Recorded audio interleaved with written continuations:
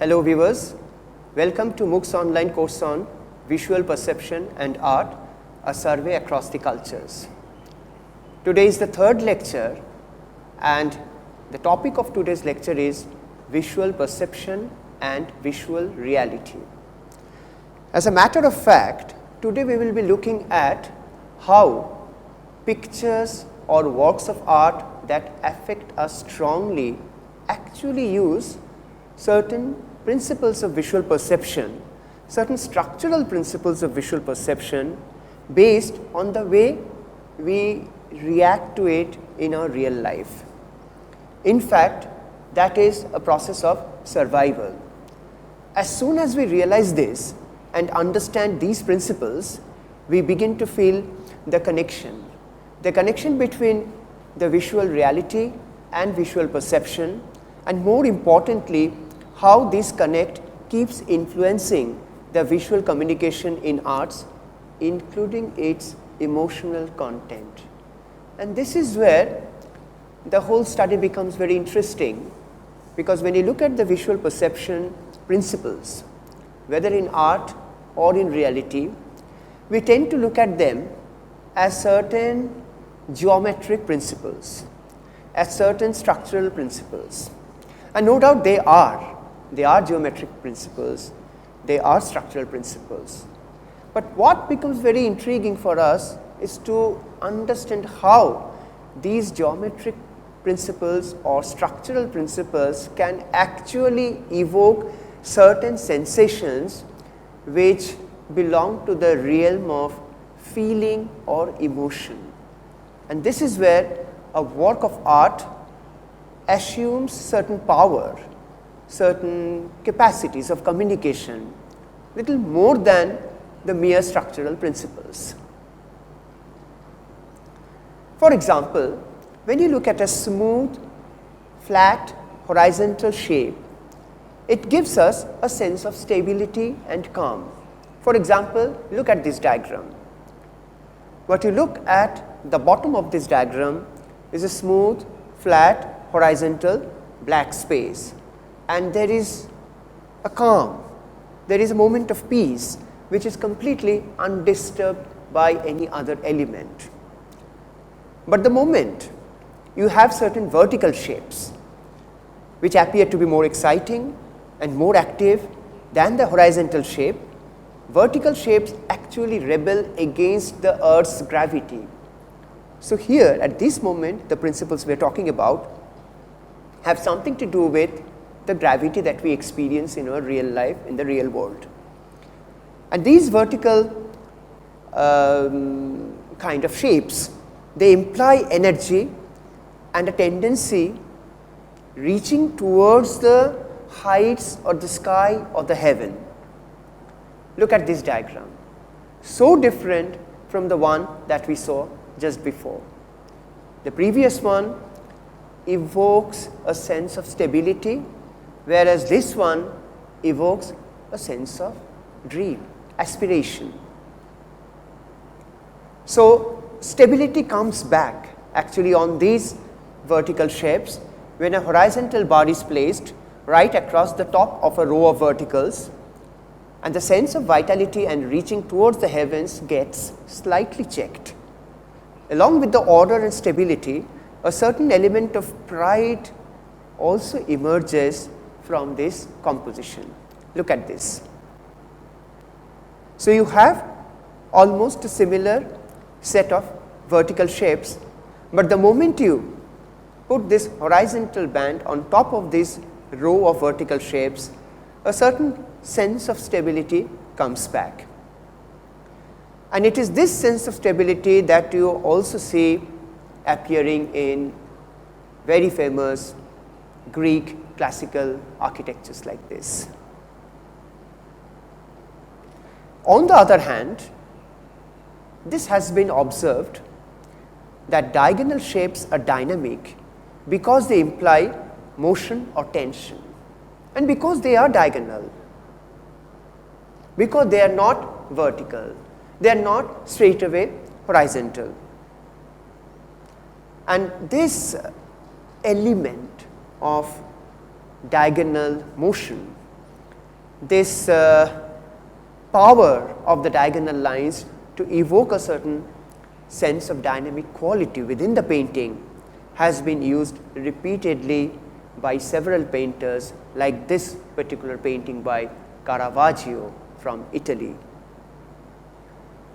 Or for that matter, when you look at this relief panel from Mahabalipuram, where you can see a conflict, a kind of fight, a battle between Mahishasur-Mardini, Durga, and Mahishasur himself has just begun. Here again, the sculptor has introduced several diagonals in order to communicate a sense of motion, a sense of activity, as opposed to a sense of stability. A simple diagram, a black and white diagram like this, in fact, establishes this theory very well. So, basically, it could be either of these three elements or a combination of all these elements: a horizontal stability, a vertical motion, or a diagonal kind of dynamic quality, a motion, a movement. So, when you look at these two diagrams, one on top of the other, the top one you see is showing a triangle placed on a flat base and thus giving a feeling of stability. Now, the same triangle when placed on a diagonal gives a sense of movement. Everything is same, but it is just about the positioning of that same element which brings a very important difference in what is being expressed through a particular picture.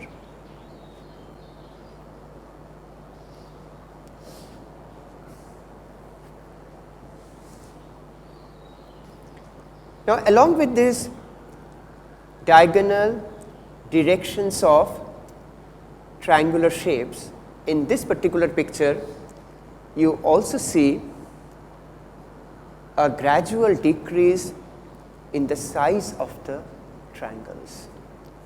Now, how does this become so important?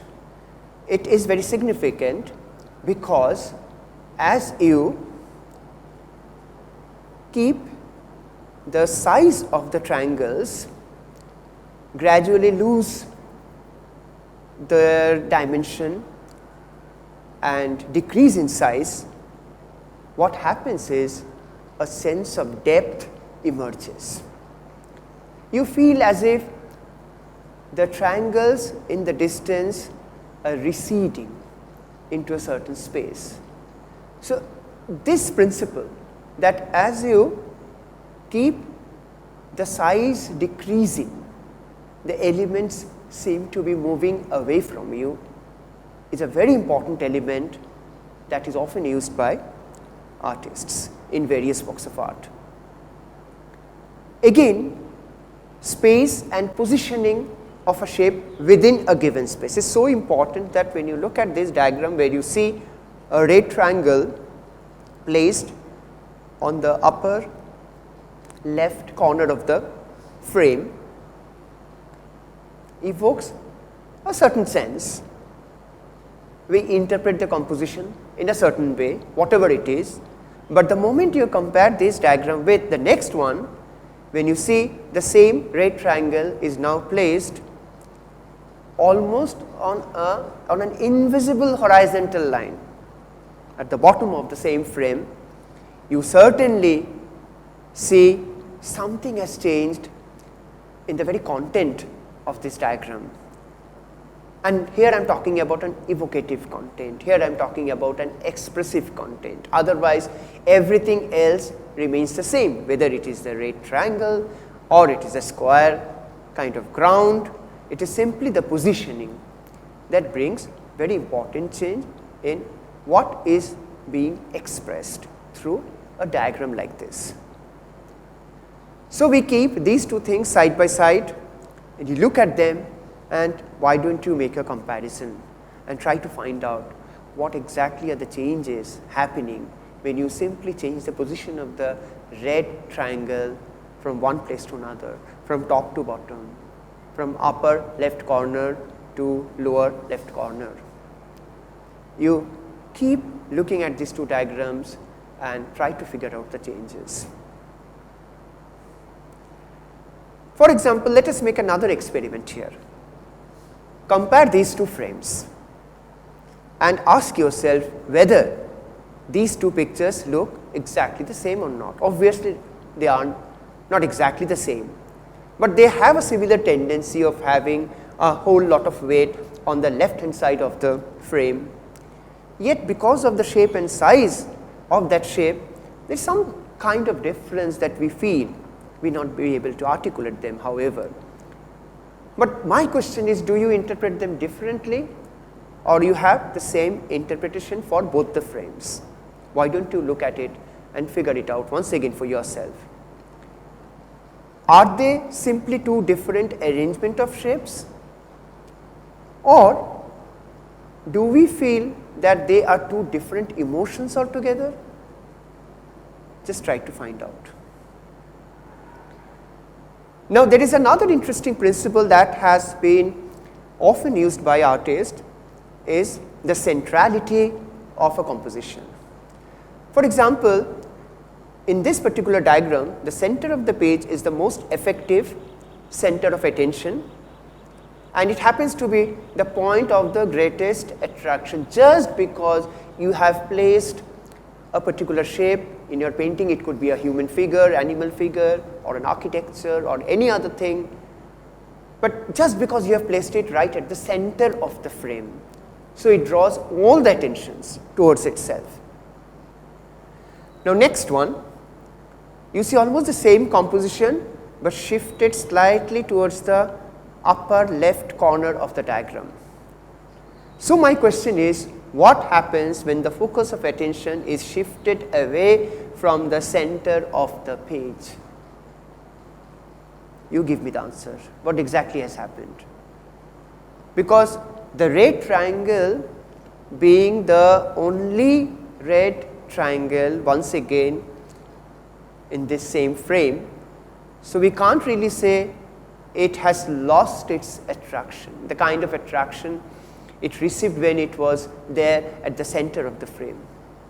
Despite the fact that the red triangle has been shifted away from the center, it is still the one element which receives a lot of attraction.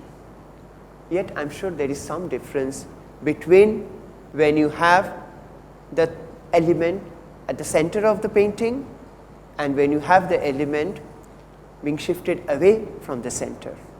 What exactly is the difference?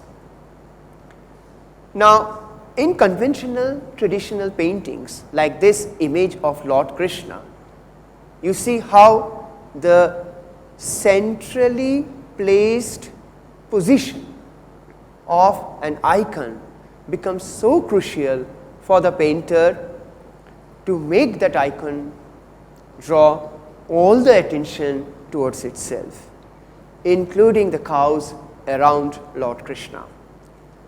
So, in most of the cases where you have iconic paintings like this, you will observe usually the images of gods and goddesses are placed at the center of the painting in order to draw all the attentions. Not that these artists had any opportunity to study the principles of visual perception and apply these principles on these paintings, but it was a rather intuitive discovery that to keep something at the center, it's going to draw all its attention towards itself. So it is an understanding that these painters realized through their experience, and later on studies in visual psychology proved to be these things very, very correct. On the other hand, in this painting you see that the figures have been placed slightly off-centered. Now once again, just because the figures have been placed slightly off-centered, more towards on the right hand side, doesn't mean that they don't receive any attention. Still they do receive a lot of attention, but the meaning of the presence of these figures in the painting because of their positioning certainly undergoes a certain change. as if there is something else more attractive than this group of people, as if something is happening also outside the frame as well. Whereas in the previous one, the frame, the composition of this painting is self-contained. Everything is happening within the frame. But the moment you shift certain element or a group of elements on one side of the painting, it evokes a sense, it creates a sense that there's something else that is happening outside the frame as well. Now interestingly, by the same token, the edges and corners of the frame of the picture, they are very important on the one hand, and on the other hand they become the edges and corners of the picture world. The physical edge and corner of the paper on which you are making a painting, or a canvas on which you are making a painting, they assume the role of the edge and corner of the picture world or the pictorial world. A picture contains a space all its own, and we, the viewers, is generally believed to be existing outside the picture until, now look at the next one, until our eyes fix on an object inside it and we are captured by it. It is at this moment that we also become a part of the painting or part of the picture, because the object draws us to itself inside the picture space. So when you compare the previous one without any object with this one with an object, you can see there is a stark contrast in terms of how we find ourselves positioned vis-a-vis the composition. Similarly, an isolation. This is the principle of isolation. The moment you isolate one particular element from a group of shapes, isolate it away or from the rest of the group, it creates a different space for its own. And this principle of isolation has been used several times by many painters and artists. If there is no isolation, there is a possibility of overlapping like this one. You see two shapes overlapping each other, hence these two shapes would always become visually related to each other, mentally connected to each other. And if it happens to be a subjective painting with some storyline or narration, they will be connected through a certain storyline as well. Now, when you look at a painting by Seurat like this, an impressionist painter who also worked in the post-impressionist era, this French painter Seurat developed a technique of painting and representing figures where you have details, but all the details got somewhat submerged under various points and strokes and brush marks. So on the one hand, when you look at these paintings up close, you see these dots, these points, and that is one of the reasons why his style of painting acquired this name of pointillism. But at the same time, when you move yourself away from the painting, you can see that how the details gradually begin to appear, not necessarily in the painting, but maybe in your mind, in your mental eye. For example, this one, you see a kind of overlapping of three figures. They are so close to each other. I mean, it need not be communicated, but it gets very easily communicated that these three figures are together. There is no such isolation that you feel here. This is a picture of a Chinese king being accompanied by two assistants, maybe two ministers, maybe two very, very close pals. They will be always with them, and they are also there to enhance the power, the grandeur of the king himself. Again, a detail from a Mughal painting where you can see overlapping, and due to these overlappings, not only there is this possibility of accommodating whole lot of figures within one space, but this principle of overlapping enables the painter also to give us a sense of space, real space within which these figures have been positioned or placed. So this is what we are trying to understand now, that how certain principles of visual perception vis-a-vis visual reality